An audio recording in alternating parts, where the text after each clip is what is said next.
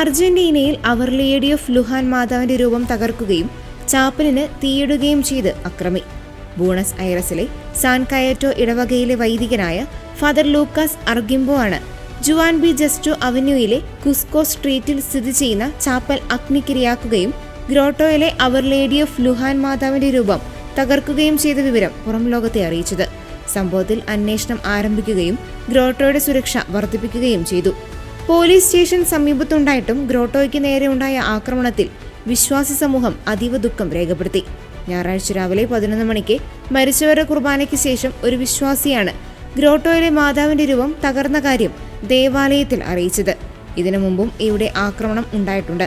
ആക്രമണത്തിൽ ഏർപ്പെട്ടവരുടെ മനസ്താപത്തിനായി പ്രാർത്ഥിക്കണമെന്നും ഇടവക വികാരി പറഞ്ഞു. ആക്രമികൾക്ക് ഒരിക്കലും ഞങ്ങളുടെ വിശ്വാസം തകർക്കാൻ സാധിക്കില്ലെന്നും അദ്ദേഹം പറഞ്ഞു. അതേസമയം കഴിഞ്ഞ ആഴ്ച തന്നെയായിരുന്നു ബൂണസ് അയേഴ്സ് പ്രവിശ്യയുടെ തെക്ക് ഭാഗത്തുള്ള പെഹുയൻകോ നഗരത്തിൽ സാഗ്രഡ ഫാമിലിയ ചാപ്പൽ കത്തി നശിക്കുകയും ചാപ്പലിന്റെ ചില ഭാഗങ്ങളിൽ സാത്താനിക ചിഹ്നങ്ങൾ എഴുതിയതായും കണ്ടെത്തിയത്.